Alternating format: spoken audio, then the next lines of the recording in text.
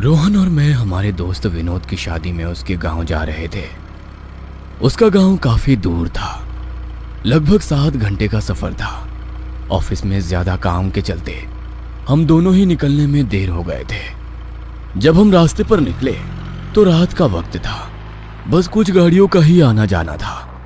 गुस्से और थकावट के बीच मैंने रोहन से कहा, क्या यार, इतना काम था कि अब रात को सफर करना पड़ रहा है।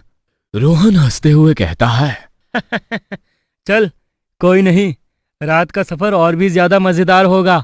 बस ध्यान रखना, इस रास्ते पर बहुत कहानियां सुनी हैं। हम दोनों की बातें चल रही थी और धीरे धीरे हम सफर पर आगे बढ़ते जा रहे थे। अब रात के लगभग 10 बज रहे थे। रात का सन्नाटा जैसे गहरा चुका था।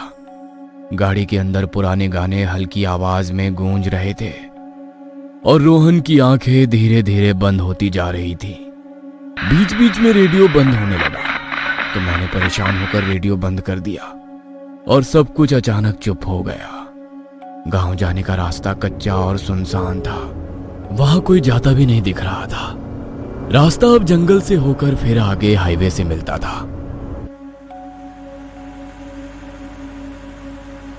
थोड़ी देर बाद गाड़ी का इंजन अचानक बहुत तेज आवाज करने लगा। इंजन से उफनता हुआ गर्म धुआं बाहर आने लगा और मैंने गहरी सांस लेते हुए कहा, इस गाड़ी को भी अभी खराब होना था, अब तो कोई मदद भी नहीं मिलने वाली। गाड़ी को किनारे पर रोकते ही जैसे कुछ पल के लिए सब कुछ शांत हो गया। मैंने गहरी सांस ली और गाड़ी से बाहर निकला। गाड़ी से बाहर निकलते ही मुझे ऐसा लगा जैसे मैं किसी और दुनिया में कदम रख रहा था। सिर्फ हवा की हल्की सी सरसराहट थी जो जैसे अपनी ही कहानी सुना रही हो। जब मैंने गाड़ी के बोनट को हाथ लगाया तो गाड़ी बहुत गर्म हो गई थी। काफी देर से बिना रुके गाड़ी चलाने के कारण इंजन गर्म हुआ था। जैसे ही मैंने बोनट खोला, एक घना सैलाब जैसे धुआं बाहर निकला। मैंने आंखें बंद कर ली। जब मैंने फिर से आंखें खोली तो वहां एक स्पष्ट आकृति खड़ी थी, जैसे कोई साया, लेकिन मुझे लगा कि यह सिर्फ धुएं का असर था और कुछ नहीं। मैंने आंखों को हाथों से पोंछा और फिर से देखा तो वहां पर कुछ नहीं था। घड़ी में 11 बजने वाले थे और जंगल की खामोशी एक भयंकर अजनबी एहसास में बदल चुकी थी। गाड़ी का बंद होना एक खौफनाक संकेत लग रहा था। मैं मन ही मन सोचते हुए गाड़ी के पीछे रखी पानी की बोतल ले आया। मैंने पानी की बोतल उठाई, लेकिन जैसे ही बोतल के ढक्कन को खोलने लगा, जंगल के कीड़ों की आवाज अब मुझे बेहद खौफनाक लगने लगी थी। जैसे वे मेरे अंदर के डर को महसूस कर रहे हो और मुझे डराने की कोशिश कर रहे हो। तभी मुझे ऐसा महसूस हुआ कि मेरे पीछे कोई है। मेरे कानों में एक हल्की सी फुसफुसाहट आई। मेरी सांसें रुक सी गई। मैं धीरे से पीछे पलटा। वहां कुछ कदमों की दूरी पर एक आकृति खड़ी थी।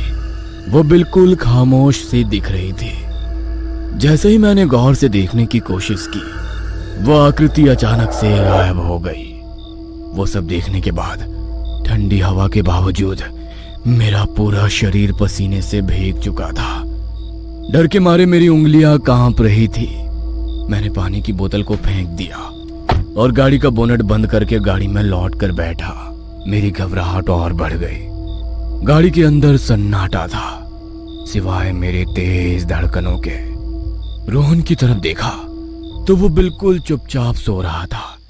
मेरी आंखों में डर था, लेकिन मैं किसी को आवाज नहीं दे पा रहा था। गहरी सांस लेकर मैंने चाबी घुमाई। गाड़ी के इंजन की आवाज सुनकर मुझे थोड़ी राहत मिली। गाड़ी को मैं उस रात के अंधेरे को चीरते हुए वहां से निकला। अभी थोड़ी ही दूर गाड़ी चली थी कि फिर से गाड़ी के बोनट से धुआं आने लगा। मैंने खुद को समझाने की कोशिश की कि अब मुझे गाड़ी रोकने की गलती नहीं करनी है, चाहे कुछ भी हो जाए।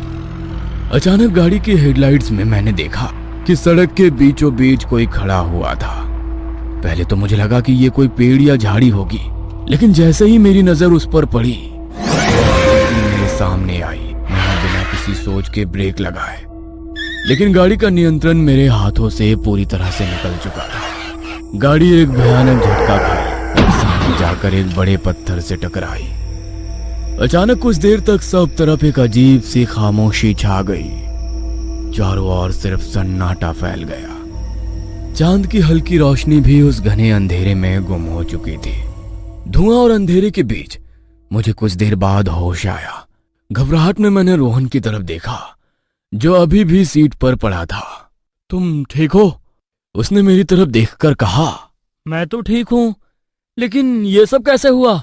मैं सुन्न होकर उसकी तरफ देख रहा था, लेकिन कुछ भी महसूस नहीं कर पा रहा था। मेरा दिमाग पूरी तरह से अंधेरे में खो चुका था, जैसे मैं किसी भयानक ख्वाब में फंसा हुआ था। मैं घबराकर जोर से चिल्लाया। मैंने रोहन की तरफ देखा। तुम्हारे साथ क्या हुआ था सुमित? रोहन ने पूछा। उसकी आवाज में घबराहट साफ झलक रही थी। मुझे नहीं पता, लेकिन मैं कुछ अजीब सा महसूस कर रहा था, और अचानक जैसे मुझे लगा कोई हमारी गाड़ी के आगे आया। कौन था? मुझे नहीं पता। रोहन ने मेरी बात सुनकर थोड़ा पीछे हटते हुए कहा। मुझे भी कुछ अजीब सा महसूस हो रहा था। यहाँ इस रास्ते के बारे में बहुत कहानियां सुनी है मैंने। लोग कहते हैं कि यहाँ कोई आत्मा भटकती है।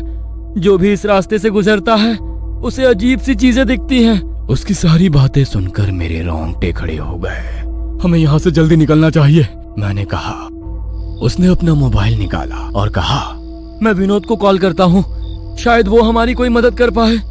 रोहन ने मोबाइल में देखा तो उसमें नेटवर्क ही नहीं था।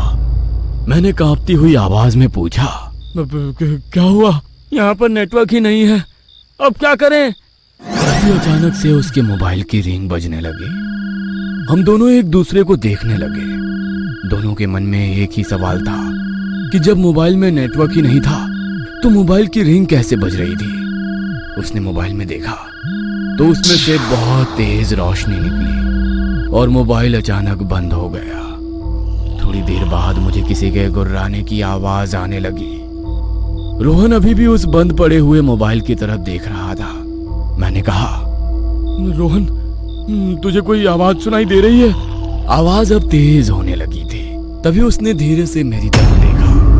जब मैंने उसे देखा तो मेरे हाथ पैर कांपने लगे। आप सोच भी नहीं सकते, उसकी आंखें सफेद पड़ गई थी और वो मेरी तरफ गुस्से से देख रहा था, मानो कोई शापित आत्मा ने उसके शरीर पर कब्जा कर लिया हो। देखते ही देखते उसका चेहरा बहुत ही भयानक हो गया था। रोहन अब पूरी तरह से बदल गया था। मैंने उसे आवाज लगाई, लेकिन कोई फायदा नहीं हुआ। तभी अचानक रोहन मेरे ऊपर झुक गया और उसने अपने लंबे नाखून से मेरे चेहरे के ऊपर हमला किया और मेरी छाती पर बैठकर कुछ बड़बड़ाने लगा। मैं अपनी जान बचाने के लिए इधर उधर कुछ ढूंढने लगा। तभी मेरे हाथों में एक पत्थर लगा। मैंने बिना देरी किए पत्थर उठाया और जोर से उसके सिर पर मारा, लेकिन उसे कुछ भी नहीं हुआ।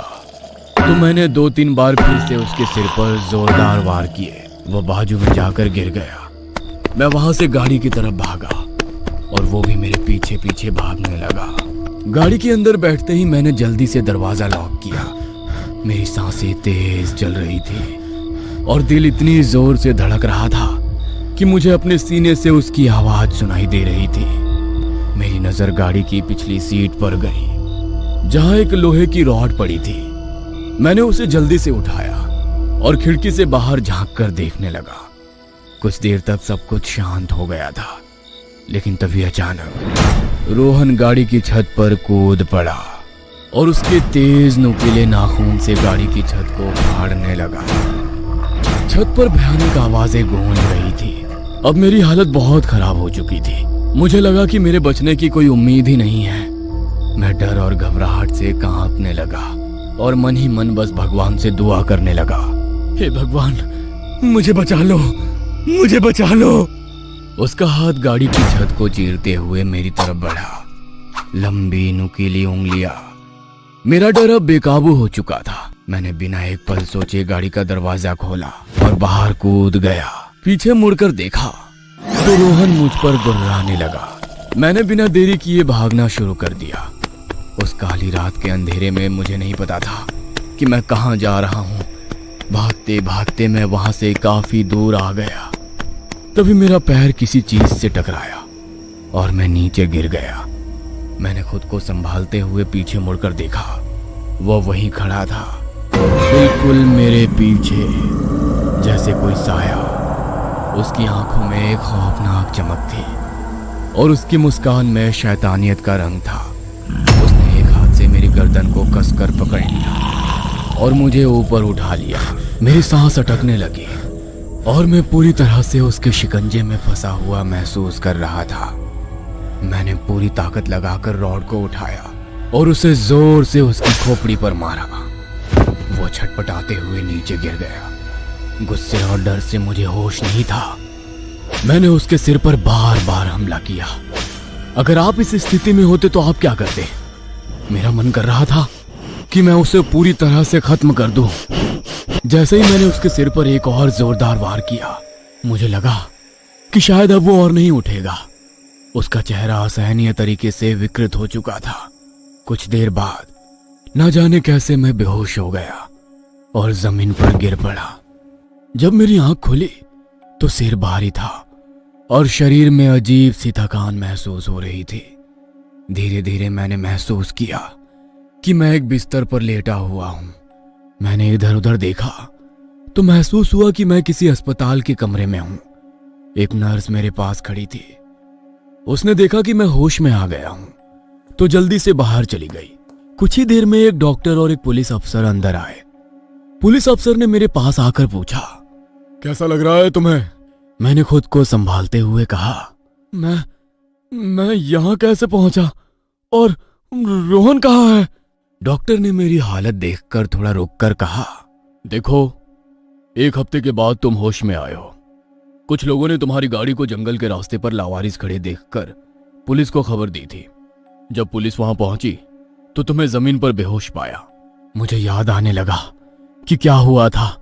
रोहन का भयानक चेहरा, उसका हमला, और मैं लगातार उसे रॉड से मारता रहा। मैंने घबरा कर कहा, लेकिन रोहन कहाँ है? वो मेरे साथ था, उसने मुझ पर हमला किया था। पुलिस अफसर ने हैरानी से मेरी तरफ देखा और कहा, हमने सारा जंगल छान मारा, लेकिन तुम्हारे अलावा हमें कोई और नहीं मिला। और तुम्हारी गाड़ी भी सही सलामत थी, उस पर कोई खरोच का निशान तक नहीं था।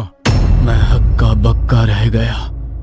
मैंने तो खुद देखा था कि रोहन ने गाड़ी की छत फाड़ दी थी। मैंने खुद उसे मार मार कर नीचे गिराया था। मैंने चिल्लाते हुए कहा, यह कैसे हो सकता है? मैंने उसे खुद देखा था, मैंने उसे मारा था। डॉक्टर ने मुझे शांत करने की कोशिश की और कहा, शायद तुम्हारे दिमाग पर कोई गहरी चोट आई है जिससे तुम्हें भ्रम हो रहा है।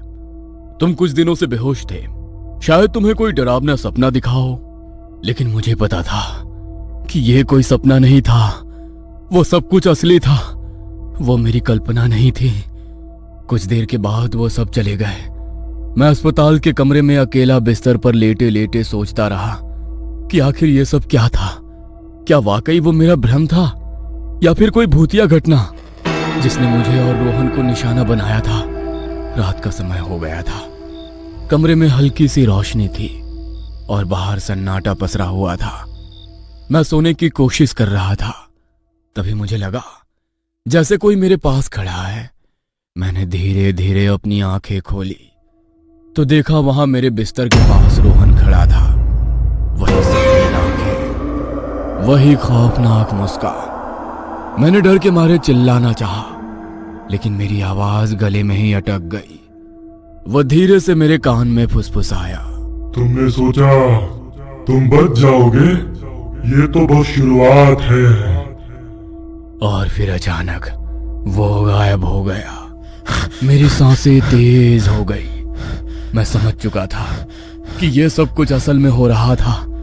मैं अभी भी उस भयानक खेल का हिस्सा था और शायद इस बार बचने का कोई मौका नहीं था। उस रात के बाद से मैं हर दिन किसी अदृश्य ताकत से लड़ता रहा। कुछ दिनों के बाद डॉक्टरों ने मुझे पागल समझकर पागल खाने भेज दिया, लेकिन मुझे पता था कि मैं पागल नहीं हूं। और एक दिन मैं हार गया। जब उन्होंने मुझे फांसी पर लटका पाया तो सबने सोचा कि मैंने अपनी जान ले ली, क्योंकि मैं पागल हो चुका था। लेकिन सच्चाई ये थी कि मैं उस भयानक आत्मा से बचने की आखिरी कोशिश कर रहा था। अब मैं यहां नहीं हूं, लेकिन मेरी कहानी यहीं खत्म नहीं होती। क्या आपको लगता है कि सुमित ने सच कहा था या वो वाकई में पागल हो गया था?